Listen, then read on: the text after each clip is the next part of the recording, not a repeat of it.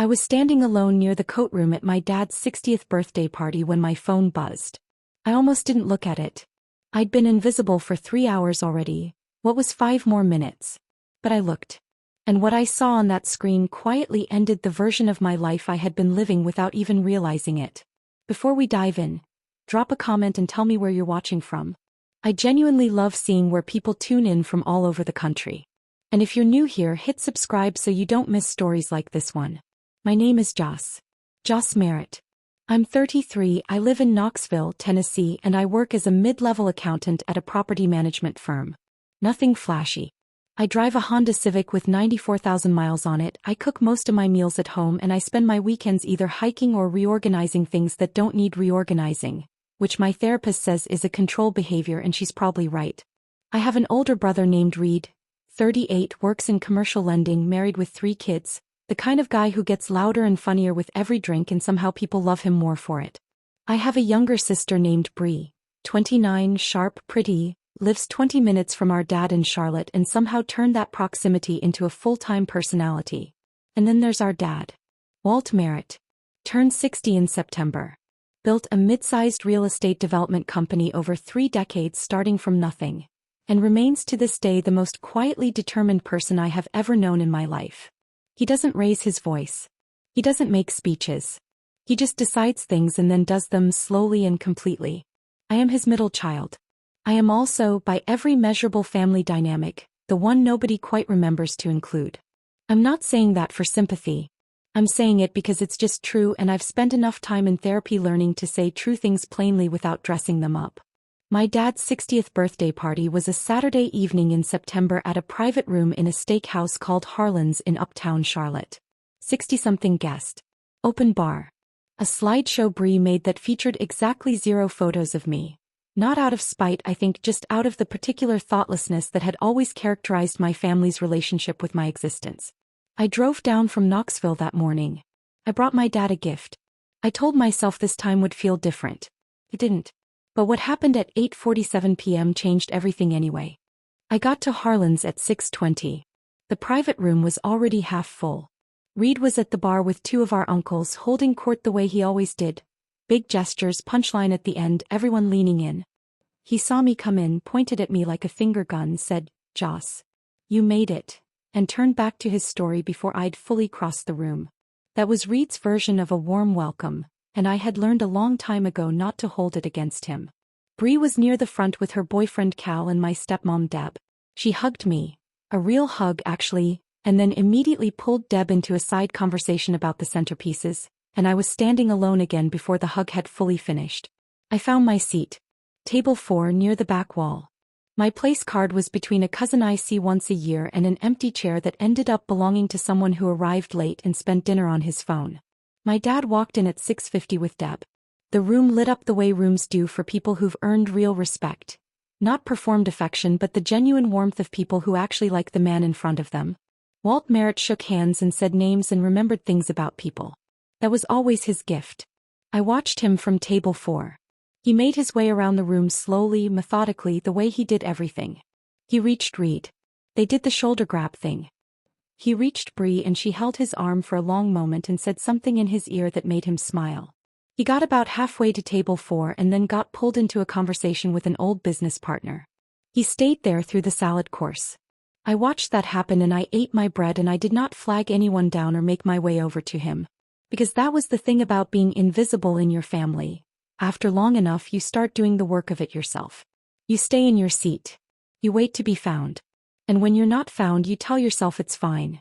It wasn't fine. It never had been. I just hadn't said it out loud yet. Dinner came and went. Reed gave a toast. Warm, funny, a little long. Bree gave one. Shorter, sweeter. She cried a little at the end and got a round of soft applause. My uncle gave one. Nobody looked at me and asked if I wanted to say anything. I had a few sentences ready in my head.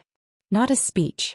Just a few sentences about my dad teaching me to parallel park in an empty church lot when I was 16, because for some reason that was the memory that felt most like him to me. Patient, practical, not making a big deal out of anything. I didn't say them. I folded them back up and left them where they were. The cake came out at 8:30. 60 candles. Everyone sang. My dad blew them out in 2 tries and looked genuinely pleased, which was more emotion than he usually showed in public. Bree grabbed his arm for a photo. Reed had his arm around him 2 seconds later.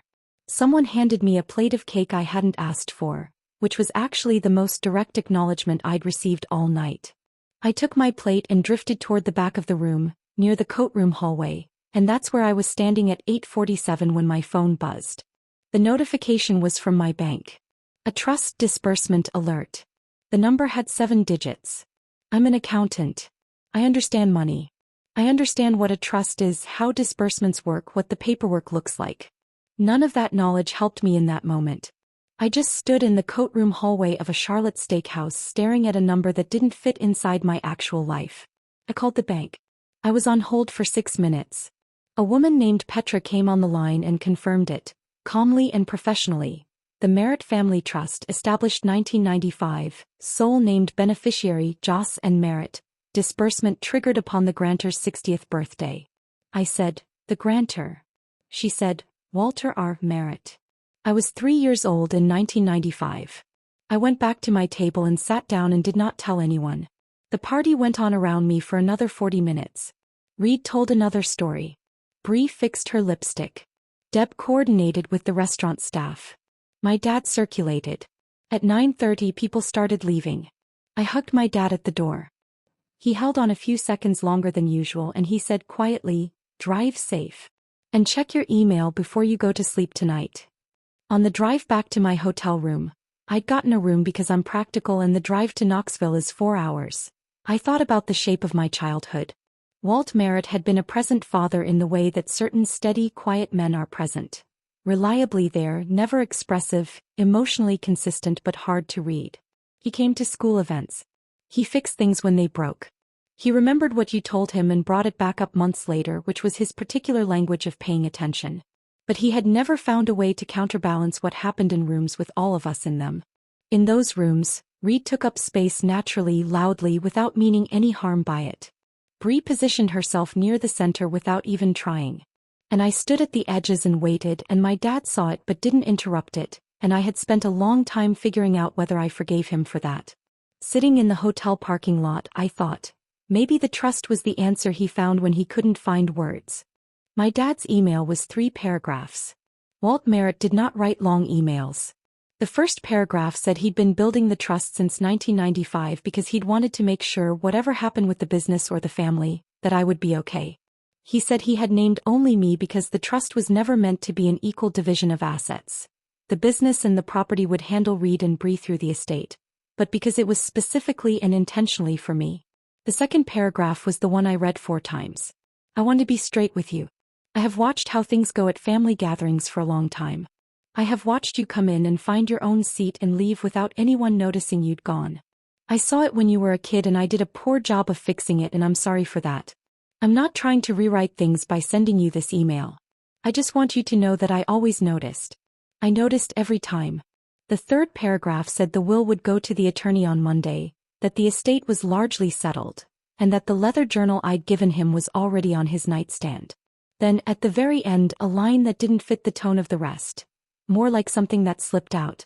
You always showed up. Every birthday, every holiday, every Sunday dinner where nobody saved you a good seat. I never told you how much that cost you and how much it meant to me. I'm telling you now. I sat on the hotel bed and read it until the words stopped looking like words. I'm not going to dramatize what I felt. It was quiet and it was complicated and it sat somewhere between relief and grief and something I can only describe as being found, finally by the right person after a very long time of not being found. The will went to the attorney that Monday. By Wednesday morning my phone rang. Reed. Hey. His voice was careful in a way it almost never was. Reed operated in easy registers. Cheerful, loud, assured. Careful wasn't one of his settings. Hey, I said. So. He exhaled. I'm guessing you already knew. I found out the night of the party, I said. And you didn't say anything. Neither did Dad, I said. For 30 years. Silence. Reed didn't do well with silence. He usually filled it. This time he didn't. I'm not going to pretend I fully get it, he said finally. But I'm not going to be the guy who calls his sister and makes it ugly. I just wanted to hear from you directly. That surprised me.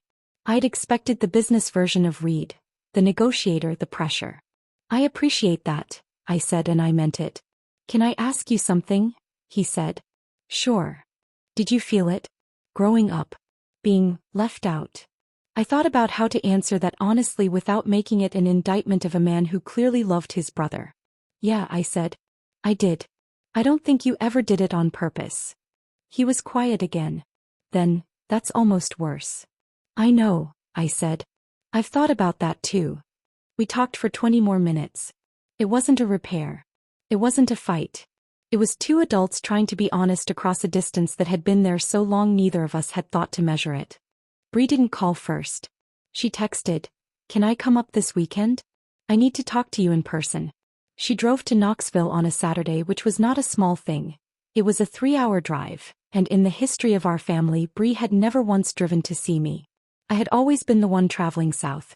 She came in, sat at my kitchen table, and didn't do the thing I'd expected. The grievance speech, the dad wasn't fair, the positioning. She just looked at me and said, "I've been thinking about the party. When I walked past you and said hi and then kept going." "Hey," I said. "I do that," she said. "Not just to you, but especially to you. And I never actually thought about why until this week." I made coffee and we sat there for a long time. Bree had a way of processing things out loud that I'd always found exhausting, but that morning it felt different. It felt like watching someone actually try.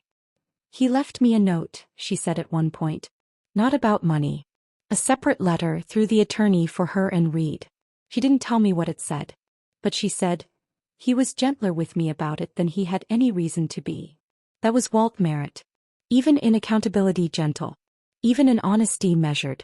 "I don't need us to be different overnight," I told her. "I just need you to know that I noticed. For a long time." "I know," she said. "I know you did." She stayed for 4 hours. We ordered lunch. We talked about Dad, the diagnosis which she explained to me fully now, stage 3, 8 months ago, the prognosis careful but not optimistic. We talked about what the coming months would look like.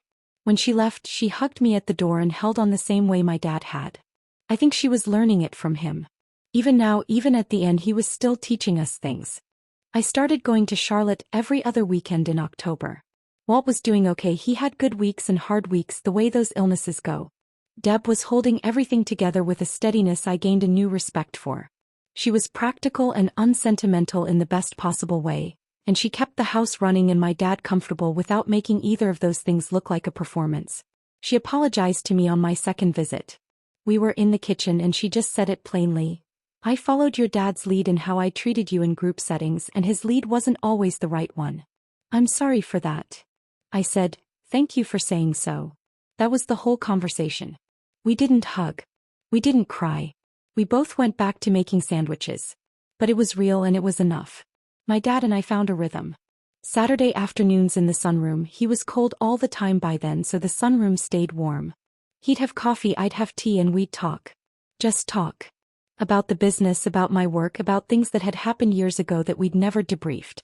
He asked about my day-to-day life with the same focused attention he'd always given to things. Asking follow-up questions, remembering details, bringing things back up the following visit. One afternoon he asked me why I became an accountant. I said, "Honestly, I think because numbers don't change their minds about you." He looked at me for a second and then said, "Yeah, I can see that." It wasn't an apology. Didn't need to be. It was him understanding something real about who I was and where it came from. That was enough. More than enough. My dad gave me the journal, the one I'd gifted him, about 3 weeks before he died. He'd filled 40-some pages. His handwriting was small and slanted, the way it had always been. It wasn't polished. It wasn't written for an audience. It read the way he talked, direct, occasionally dry, with a warmth underneath that he'd never been great at surfacing in real time. He wrote about growing up in rural Virginia without much money and how that had shaped every financial decision he'd made as an adult. He wrote about starting the business with $8,000 and a storage unit he used as an office for the first 2 years. He wrote about marrying my mom, about the divorce, about meeting Deb. And then there was a section, maybe 6 or 7 pages, that was about me specifically. I'm not going to read the whole thing here. Some of it is mine. But I'll tell you one part. He wrote about watching me at a Christmas dinner when I was around 11 years old. He said Reed and Bree had been loud and funny that year, and I had sat at the end of the table and spent most of dinner helping my grandmother cut her food because she'd hurt her wrist. He said nobody else noticed. He said he noticed, and he wrote about it 22 years later because he said it was the moment he understood what kind of person I was going to be. He wrote, "She didn't do it to be seen. She just did it because it needed doing." I've thought about that dinner probably more than she has. I sat with that for a long time. My dad died on a Tuesday in November. Early morning at home the way he'd wanted. I was there. I'd driven down Sunday when Deb called and said things had shifted. Reed flew in Monday. Bree was already there. We were all in the house those last 2 days. Quiet in a way our family had never quite been quiet before. The noise replaced by something more careful and more real. He wasn't conscious for most of it. But on Monday afternoon he was, briefly, intermittently, and he knew all of us were there, and that was what mattered. After he was gone, the three of us sat in the kitchen for a long time. Deb made coffee. Nobody talked much. Reed cried, which I had never once seen in my life, and it made him look younger and more like himself than the performed version I was used to.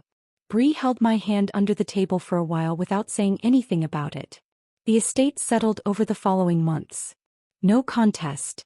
No ugliness. I think Reed had made his decision on that early and Bree had followed. The business was handled through the estate. The trust was mine. I didn't make any big moves quickly. I'm an accountant. I made a spreadsheet. I paid off my car and a small amount of remaining debt. I set aside a portion. I kept my apartment for another 6 months before I bought a modest house on the east side of Knoxville. A 1940s brick place with a big kitchen and a yard that needed work, which felt appropriate. Kept my job. I liked my job. The money didn't change what I did from 9 to 5, and I hadn't wanted it to. What I did do was put 3 months' worth of weekends into that yard. I planted things. I fixed the back fence. I bought a table for the porch and started having people over. Friends, my cousin Marta, Bree when she could make the drive. Small real mine. 8 months out from that birthday party, this is what I know. I know that my dad saw me my whole life. He wasn't good at saying it in the rooms where it most needed to be said. He was a man of a certain generation raised in a certain way, and emotional articulation in a crowd wasn't something he'd been given the tools for. I've made peace with that. Not because it was okay, but because understanding something and forgiving it can happen at the same time. I know that Reed and I are not close, but we're honest with each other now in a way we never were before. He texted me on my birthday in January. Not a call, not a card, just a text. But it was a real text. A specific one. It mentioned something I'd told him on the phone 3 months earlier that I didn't think he'd retained. He had. He's paying attention now. That's not nothing. Bree and I talk every couple of weeks. We are becoming something that I don't have a clean word for yet. Not best friends, not quite just sisters, but something in progress. We meet in the middle, sometimes literally.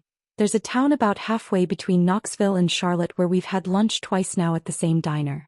She always gets there first. She saves me a good seat. That detail is not lost on me. I'm not someone who believes everything happens for a reason. I don't think my dad got sick for a reason.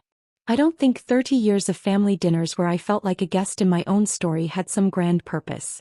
I think sometimes life is just uneven and people miss each other in the same rooms for years, and sometimes, if there's enough love underneath it and enough time left, they find their way to saying what should have been said. My dad found his way. Through a trust built in 1995, and an email written the night of his 60th birthday, and 40 pages of handwriting in a leather journal, and 11 Saturday afternoons in a warm sunroom in Charlotte. He found his way. And I drove home from every one of those Saturdays feeling something I'm not sure I had ever consistently felt inside my own family before. Like I'd been saved a seat at the table. Like someone finally had been looking for me. Some families see you late. Some never do. If Joss's story stayed with you, hit subscribe and drop a comment. I read every single one. You showed up, so did I.